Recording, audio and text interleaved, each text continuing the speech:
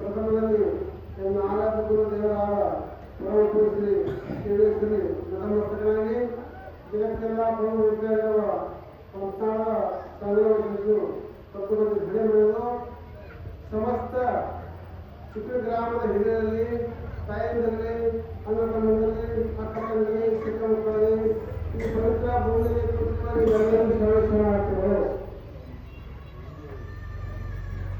ನಮ್ಮ ದೇಶದಲ್ಲಿ ರಮಣ ಮಹರ್ಷಿ ಅಂತ ದೊಡ್ಡ ವ್ಯಕ್ತಿಗಳು ಬಹಳ ಮಿಲಿಟರಿ ವಿದೇಶಿ ತತ್ವಜ್ಞಾನ ದೇಶಕ್ಕೆ ಬರ್ತಾನೆ. ರಮಣ ಮಹರ್ಷಿ ನೋಡಿ ನಾವು ದೇವರು ನೋಡಿಲ್ಲ, ದೇವರು ನೋಡಿದಾಗ ರಮಣ ಋಷಿ ರೂಪದಲ್ಲಿ ಇಂಥ ದೊಡ್ಡ ವ್ಯಕ್ತಿಗಳು. ಒಂದು ಸಲ ರಮಣ ಮಹರ್ಷಿಗಳು ಅವರ ಆಶ್ರಮ ಕುಳಿತರು.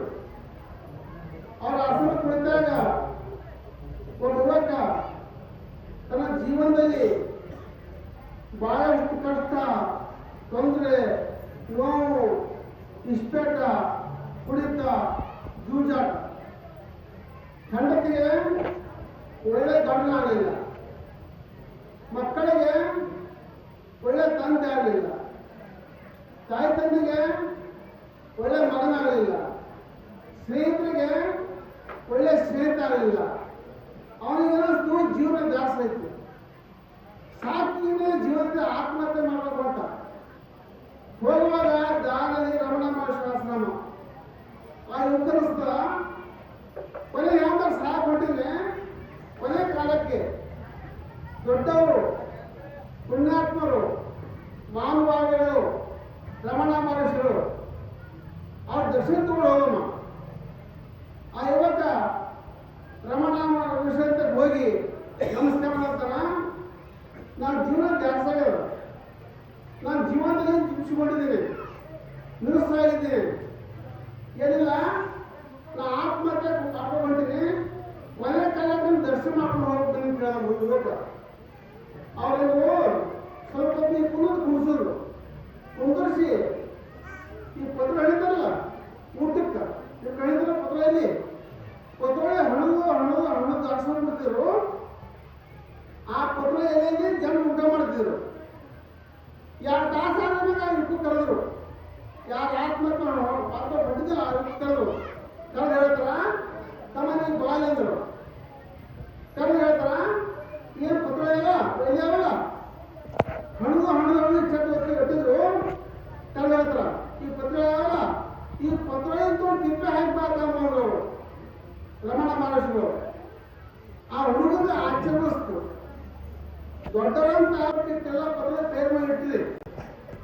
ಈ ತಯಾರು ಮಾಡೋ ಪತ್ರ ತಗೊಂಡ ತಿಪ್ಪೆ ಹಾಕ್ಬೇಕಂದ್ರೆ ನಿಮ್ಮ ಶ್ರಮ ಹೇಳ್ತಾವೆ ಅಂತ ಕೇಳ ಹುಡುಗ, ನಿಮ್ಮ ಶ್ರಮ ಹೇಳ್ತಾವ. ಅವಾಗ ರಮಣ ಮಹರ್ಷಿ ಅವರು ತಮ್ಮ 2 ತಾಸಿನ ಪತ್ರ ಭಗವಂತ ಶ್ರಮ ಹೇಳ್ತಾವೆ ಅಂತಮ್ಮ ಅಂತ ಕೇಳಿದ್ರು. ನಿನ್ನ ನಿರ್ಮಾಣ ಮಾಡಬೇಕಾದ್ರೆ ಹಲವು ವರ್ಷಗಳವ. ಕಣ್ಣ, ಕಾಲ, ಮೂಗ, ಬಾಯಿ ಕಿತ್ತಿ ಬರ ಪರಮಾತ್ಮ ಒಬ್ಬರಲ್ಲಿ ಜಗತ್ತಿನಲ್ಲಿ ಒಬ್ಬರು ಒಬ್ಬರಿಲ್ಲ ಅಂತ ಅದ್ಭುತ. ಅದಕ್ಕೆ ದೇವಶ್ರಮ ತಗೊಂಡಮ್ಮ ಅಂತ ಕೇಳೋರು. ಮನುಷ್ಯ ಈ ಬದುಕು ಉತ್ಸಾಹ ತುಂಬ ಕಟ್ಕೊಳ್ಳೋದು. ಈ ಬದುಕು ಒಳ್ಳೆಯ ಸಾರ್ಥಕ ಆಗಬೇಕಲ್ಲ. ಹ್ಯಾಂಗ್ ಬಗ್ಗೆ ಮುಖ್ಯ ಇಲ್ಲ, ಎಷ್ಟು ವರ್ಷ ಬಗ್ಗೆ ಮುಖ್ಯ ಇಲ್ಲ, ಹ್ಯಾಂಗ್ ಬಗ್ಗೆ ಮುಖ್ಯ. ನಾವು 3 ವರ್ಷ ಬೈತೇವು, ನಾವು ಹೋಗುವಂತ ಯಾರೂ ಕೇಳಿಲ್ಲ. ನಮ್ಮ ಮನೆ ಹಿತ್ತದೊಳಗ ಒಂದು ಬೆಳ್ಳಿ ಅದ. ಆ ಬೆಳ್ಳಿ ಒಳಗೆ ಒಂದು ಹೂವು ಬೆಳೆದ. ಹೂವಿನ ಆವಿಷ್ಯ ಎಷ್ಟು ಹೇಳ್ರಿ? ಮನುಷ್ಯನ ಹಾಗೆ ಹೂವಿನ ಆವಿಷ್ಯ 3 ವರ್ಷ ಹೋಗಿಲ್ಲ. ಹೂವಿನ ಆವಿಷ್ಯ ಕೇವಲ ಒಂದೇ ದಿವಸ ಮಾತ್ರ. ಸೂರ್ಯ ಒಳಗಾಗಲಿ ಸೂರ್ಯ ಅಸ್ತರಾಗಲಿ ಮಣ್ಣ ಮತ್ತು ಹೂವ. ಮನುಷ್ಯ 100 ವರ್ಷ ಬದುಕದ. ಹೂವ ಒಂದೇ ದಿವಸ ಬದುಕ್ತು. ಒಂದೇ ದಿವಸ ಬದುಕಿನ ಹೂವಿನ ಸ್ವಾರ್ಥಕತೆ ಅದ್ಭುತಂದ್ರ ತನಗೆ ಯಾರು ನಿರ್ಮಾಣ ಮಾಡಲ್ಲ, ನಿರ್ಮಾಣ ಮಾಡೋ ದೇವ ತಲೆ ಕೂತ ನೀವು ಸ್ವಾರ್ಥ ಹೂವ. ಇದು ಹೂವಿನ ಬೈಕಿ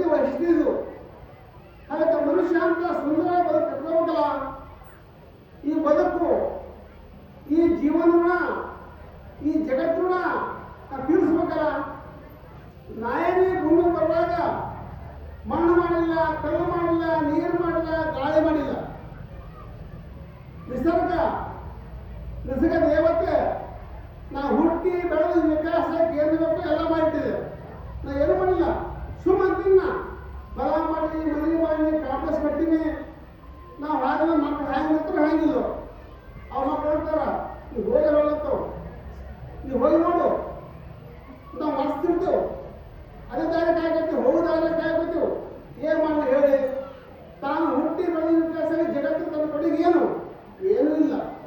ಎಲ್ಲ ಪರಮಾತ್ಮ, ನಮ್ದು ಏನೂ ಇಲ್ಲ. ನಮ್ದು ಅಂತ ಕೇಳಿದ್ರೆ ನಮ್ಮಲ್ಲಿ ಮನಸ್ಸನ್ನ, ನಮ್ಮದು ಭಾವನೆಯನ್ನ, ನಮ್ಮದು ಜಗತ್ತಾಗ ಏನಿಲ್ಲ. ಕಾರಣದಿಂದ ಹಂಗೆ ಹೋಗ್ಬೇಕಂತ ಎಲ್ಲ ಹೇಳೋಕೆ ನಾವು ಗೊತ್ತದ್ರು. ನಮ್ದು ಏನಿಲ್ಲ. ಈಗ ನದಿ ಬೈ ಗಂಗಾ ಜಮುನಾ ಸರಸ್ವತಿ ಅಂತ ದೇವ್ರಿಗೆ ಹಾಕ್ತೇವೆ. ಆ ನೀರು ಯಾರು? ನಮ್ಮಲ್ಲಿ ದೇವ್ರ ನೀರ. ಈ ದೇವ್ರ ಹೂವ ಪತ್ರಿ ತಂದು ಏರಿಸ್ತೇವೆ. ಆ ಹೂವು ಯಾರು, ಪತ್ರಿ ಯಾರು? ಅದು ನಮ್ಮ ಗಿಡ ಯಾರು? ಅದು ದೇವ್ರದೇ. ಈಗ ಹಣ್ಣ ಹಂಪಲ ತಂದಿನಪ್ಪ ದೇವರಿಗೆ ಏರಿಸ್ತೇವೆ, ನೈವೇದ್ಯ ಮಾಡ್ತೇವೆ. ಆ ಹಣ್ಣು ಯಾರು, ಹಂಪಲ ಯಾರು? ಅದು ನಮ್ಮ ದೇವ್ರದೇ. ಎಲ್ಲನೂ ದೇವ್ರ ಜೊತೆನಾಗ ನಮ್ದು ಅಂತಕ್ಕಂಥ ಏನೈತಿ, ನಮ್ದು ಅಂತಕ್ಕ ಮನಸ್ಸನ್ನ, ನಮ್ಗೆ ಭಾವನೆನೂ ಅರ್ಪಣೆ ಮಾಡೋ ದೇವ್ರ ಸ್ವೀಕಾರ ಮಾಡ್ತಾರೆ. ಹೊರತಾಗಿ ದೇವ್ರಿಗೆ ಪದಾರ್ಥ ಬೇಕಿಲ್ಲ. ಆದ ಕಾರಣ ಎಲ್ಲ ಜಗತ್ತು ದೇವ್ರದ. ದೇವರಿಗೆ ಅನಿಸಿದ್ರೆ ಏನು ಬೇಕಿಲ್ಲ, ಮನಸ್ಸು ಭಾವನೆ ಬೇಕಾಗುತ್ತೆ. ಆದ ಕಾರಣ ಪ್ರತಿಯೊಂದು ಪ್ರದೇಶಪ್ಪ ನಾವು ಚಿಕ್ಕನ ಗ್ರಾಮದವ್ರಿಗೆ ಮೊದಲು ಕಾರ್ಯಕ್ರಮ ಮಾಡಬೇಕ್ರಿ. ಅದು ನಮ್ಮದೇ ಸ್ವಲ್ಪ ಸೂಪ್ ಹೋಗ್ಯದ, ಹೆಣ್ಣು ಇರಲಿ. ನಾವು ಬರೋದು ಲೇಟ್ ಮಾಡ್ತೇವೆ. ನಮ್ಮ ಮನೆಯಲ್ಲಿ 29, 30, 31, 1, 2, 5 ದಿವಸ ಕಾರ್ಯಕ್ರಮ ಅದ. ಆ ಕಾರ್ಯಕ್ರಮ ಸಲುವಾಗಿ ನಾವು ಸ್ವಲ್ಪ ಲೇಟ್ ಮಾಡಬೇಕಾಯ್ತು. ಆದರೂ ನೀವು ಬರ್ತಾರೆ ದಾರಿ ಕೈ ಇಲ್ಲ, ನಿಮ್ಮೆಲ್ಲ ಕ್ಷಮೆ ಕೇಳಗೊತ್ತಾ. ನಾವು 10 ಗ್ರಾಮ್ ಕೊಡ್ತೀವಿ. ಶಾಂತಿ ಶಾಂತಿ ಶಾಂತಿ.